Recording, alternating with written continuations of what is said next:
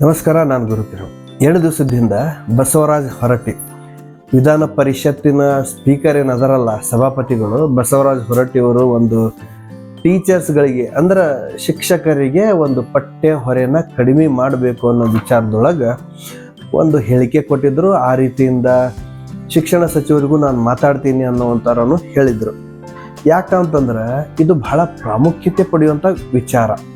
ಶಿಕ್ಷಕರಿಗೆ ಮಕ್ಕಳಿಗೆ ಮೊಟ್ಟೆ ಕೊಟ್ಟೆ ಇಲ್ಲ, ತತ್ತಿ ಕೊಟ್ಟೆ ಇಲ್ಲ, ಬಾಳೆಹಣ್ಣು ಕೊಟ್ಟೆ ಇಲ್ಲ. ಅವ್ರು ಏನು ಮಾಡಕ್ಕೆ ಹೋದ್ರು, ಒಂದ ಹೋದ್ರೆ 2 ಹೋದ್ರು, ಕಾಯಿಪಲ್ಲೆ ತೊಗೊಂಡು ಬಾ, ಬಿಸಿ ಊಟಕ್ಕೆ ಅಂಥೇಳಿ ಈ ಥರ ಎಲ್ಲ ನೇಮಿಸ್ಕೊಂತ ಕುಂತ್ರಂದ್ರೆ ಹುಡುಗರನ್ನ ಮಕ್ಕಳನ್ನ ಶಿಕ್ಷಣ ಯಾವಾಗ ಕೊಡಬೇಕು? ಈ ಒಂದು ದೃಷ್ಟಿಕೋನ ಇಟ್ಕೊಂಡು ನಾವು ಸಹ ನಿಮಗೆ ಈ ಒಂದು ಸುದ್ದಿನ ಮುಟ್ಟಿಸೋ ಪ್ರಯತ್ನ ಮಾಡಿದ್ವಿ. ಅದಾದ 2ನೇ ದಿವಸಕ್ಕೆ ರಾಜ್ಯ ಸರ್ಕಾರ ಒಂದು ಸುತ್ತೋಲೆ ಹೊರಡಿಸೈತಿ. ಶಾಲಾ ಶಿಕ್ಷಣ ಮತ್ತು ಸುರಕ್ಷತಾ ಇಲಾಖೆಯು ಸರ್ಕಾರಿ ಶಾಲೆಗಳಲ್ಲಿ ಶಾಲೆಯ ಸಮಯದಲ್ಲಿ ವಿದ್ಯಾರ್ಥಿಗಳು ಮತ್ತು ಶಿಕ್ಷಕರು ಶಾಲೆಯಲ್ಲಿ ಹಾಜರಿದ್ದು ಶಿಕ್ಷಣದ ಹಕ್ಕು ಕಾಯ್ದೆಯ ಅಡಿಯಲ್ಲಿ ಪ್ರತಿದಿನ ಶಾಲೆಯ ಹಂತದಲ್ಲಿ ಬೋಧನೆ ಮತ್ತು ಕಲಿಕೆ ನಡೆಸಲು ಅನುವಾಗಬೇಕು. ಇದನ್ನು ಜಸ್ಟ್ ಫಂಡಮೆಂಟಲ್ ಅಂತ ಹೇಳಕತ್ತೀನಿ. ನಿಮ್ಗೆ ಡೀಟೇಲ್ ಏನು ಸುತ್ತಲೇ ಐತಲ್ಲ, ಸಾಕಷ್ಟು ದೊಡ್ಡದೈತಿ, ಬಾಜು ಬರಾಕತ್ತೈತಿ, ನೀವು ಓದ್ಕೊಡ್ರಿ. ಆ ದೃಷ್ಟಿಕೋನದಿಂದ ಯಾವುದಾದ್ರೂ ಮೀಟಿಂಗ್ ಇದ್ರೆ, VC ಇದ್ರೆ, ವಿಡಿಯೋ ಕಾನ್ಫರೆನ್ಸು, ಬೇರೆ ಕಡೆ ಎಲ್ಲೋ ಹೈಯರ್ ಅಥಾರಿಟಿ DDPI ಮೀಟಿಂಗ್ ಕರೆದಾರ, DDPI ಮೀಟಿಂಗ್ ಕರೆದಾರ, ಇನ್ನೊಬ್ರು ಕರೆದಾರ, ಶಾಸಕರು ಕರೆದಾರ, ಸಚಿವರು ಕರೆದಾರ, ಇವನ್ನೆಲ್ಲ ಶಾಲಾ ಸಮಯದೊಳಗೆ ತಪ್ಪಿಸ್ರಿ, ಅವಾಯ್ಡ್ ಮಾಡ್ರಿ ಅಂತ ಅನ್ನೋದನ್ನು ಈ ಒಂದು ಸುತ್ತಲಿ ಒಳಗೆ ಇರೋದು. ಇನ್ನು ಇಲ್ಲೇ ಸಮಯನೂ ವ್ಯರ್ಥ ಭಾಳ ಆಗ್ತಿತ್ತು. ಸುಮ್ಮನೆ ಮುಖ್ಯೋಪಾಧ್ಯಾಯರಾಗ್ಬೋದು, ಸಹ ಶಿಕ್ಷಕರು ಆಗ್ಬೋದು, ಯಾವುದೋ ಹೆಸರು ಹೇಳೋದು, ಯಾವುದೋ ನೆಪ ಹೇಳೋದು, ಎಲ್ಲೋ ಹೋಗೋದು ಆಗ್ತಿತ್ತು. ಇದು ಕೂಡ ಕಂಟ್ರೋಲ್ ಆಗುತ್ತೆ ಸ್ವಲ್ಪ. ಸರ್ಕಾರ ಇದು ಸಹ ಸ್ವಲ್ಪ ಗಣನೆಗೆ ತಗೊಂಡಿರಬಹುದು. ಅಂದರೆ ಏನು ಬೇಕದು ಸುಳ್ಳ ನೆಪ ಹೇಳೋ ಅವಶ್ಯಕತೆ ಇಲ್ಲ. ಇನ್ಮೇಲೆ ಆ ಅವಶ್ಯಕತೆ ಬೀಳೋದಿಲ್ಲ. ಶಿಕ್ಷಕರು ಮಕ್ಕಳ ಮೇಲೆ ನಿಗಾನೂ ಇಡಬೇಕಾಗುತ್ತೆ, ಶಿಕ್ಷಣನೂ ಕೊಡಬೇಕಾಗುತ್ತೆ. ಆ ಒಂದು ದೃಷ್ಟಿಕೋನದೊಳಗೆ ರಾಜ್ಯ ಸರ್ಕಾರ ಸುತ್ತೋಲೆ ಕೊಟ್ಟೈತಿ. ಬಹುಶಃ ಇದು ನಂದಿ ಬೆಟ್ಟ ಒಳಗೆ ಏನು ಸಚಿವ ಸಂಪುಟ ಆತಲ್ಲ, ಆ ಸಂಪುಟದೊಳಗೆ ಸುತ್ತೋಲೆ ಹೊರಡಿಸೈತೆ. ಅಂದರೆ 1/7/2025. ನಾವು ಸಹ 1/7/2025 ನಿಮಗೆ ಸುದ್ದಿ ತಲುಪಿಸಿದ್ವಿ. 2 ದಿವಸ ಒಳಗೆ ರಾಜ್ಯ ಸರ್ಕಾರ ಎಚ್ಚರ ಐತೆ ಅನ್ನೋದಕ್ಕೆ ಬಹುಶಃ ಇದು ಕೂಡ ಒಂದು ಉದಾಹರಣೆ ಆಗ್ಬೋದು. ಈ ಥರ ಎಲ್ಲ ಬೆಳವಣಿಗೆಗಳು ಆದಾಗ ಮಾತ್ರ ಸರ್ಕಾರದ ಮೇಲೆ ಜನರಿಗೆ ವಿಶ್ವಾಸ, ಭರವಸೆ ತತ್ತೈತಿ.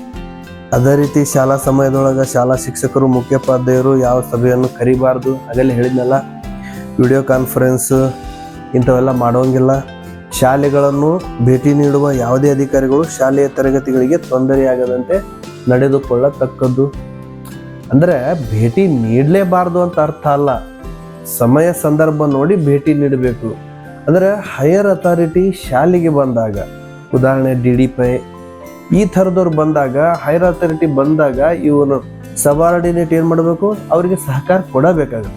ಆ ಥರ ಹೈಯರ್ ಅಥಾರಿಟಿ ಬಂದ ಮೇಲೆ ಸಬಾರ್ಡಿನೇಟು ಸಹಕಾರ ಕೊಡಲಿಲ್ಲ ಅಂದ್ರೆ ಅದು ಚ್ಯುತಿ ಆಗ್ಬಿಡ್ತೈತಿ. ಹೈಯರ್ ಅಥಾರಿಟಿ ಬರೋದ್ರಿಂದ ಶಾಲಾ ಮತ್ತು ಸಮಯಕ್ಕೆ ತೊಂದರೆ ಆಗುತ್ತೆ ಅನ್ನೋ ಕಾರಣಕ್ಕೆ ಇದು ಕೂಡ ಮೆನ್ಷನ್ ಮಾಡೈತಿ.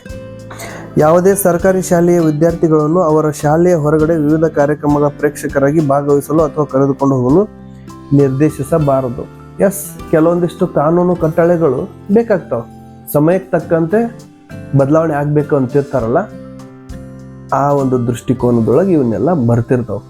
ಮಕ್ಕಳನ್ನ ಹೆಂಗೆ ದುರುಪಯೋಗ ಮಾಡ್ಕೊಳ್ಳೋದಾಗ್ಬೋದು ಅಥವಾ ಎಲ್ಲೋ ಕಳಿಸೋದಾಗ್ಬೋದು, ಒಟ್ಟಾರೆಯಾಗಿ ಇದ್ರೊಳಗೆ ಬರ್ತೈತಿ.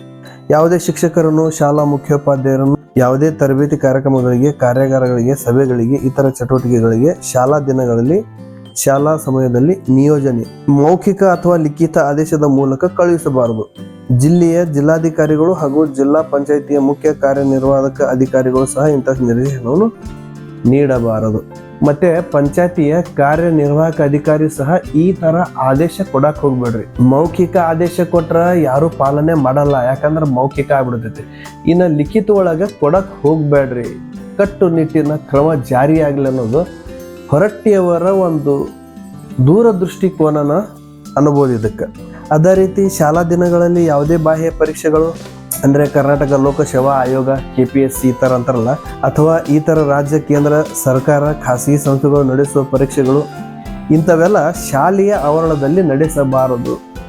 ಫಾರ್ ಎಕ್ಸಾಂಪಲ್ ಯಾವುದಾದ್ರೂ ಎಕ್ಸಾಮ್ ಇದ್ದು ಅಂದ್ರೆ ಒಂದು ಖಾಸಗಿ ದೊಡ್ಡ ಶಾಲೆ ಇತ್ತಪ್ಪ ಅಂತಂದ್ರೆ ಆ ಶಾಲೆನ 1 ದಿವಸ ಅಥವಾ 2 ದಿವಸ ರಜೆ ಕೊಡ್ತಿರ್ತಾರೆ. 1 ದಿವಸ ಪ್ರಿಪರೇಷನ್ ಅಂತೇಳಿ, ಇನ್ನೊಂದು ದಿವಸ ಪರೀಕ್ಷೆ ನಡ್ಸಕ್ಕಂತೇಳಿ. ಈ ಪ್ರಕಾರ ಮಾಡಿದ್ರಂದ್ರೆ 1 ದಿವಸ ಅಥವಾ 2 ದಿವಸ ಅಲ್ಲಿ ಶಾಲೆ ಸಮಯ ವ್ಯರ್ಥ ಆಗುತ್ತಲ್ಲ, ಈ ಥರ ಅವಕಾಶ ಕೊಡಬೇಡ್ರಿ ಅಂತಾರ.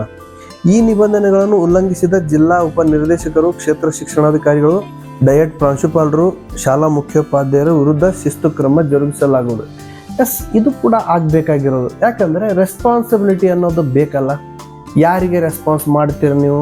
ರೆಸ್ಪಾನ್ಸಿಬಿಲಿಟಿ ಯಾರ ತಲೆಗೆ ಕಟ್ತೀರಿ? ಯಾರ್ದಾದ್ರೂ ಒಂದು ತಲೆ ದಂಡ ಆಗಲೇಬೇಕಲ್ಲ.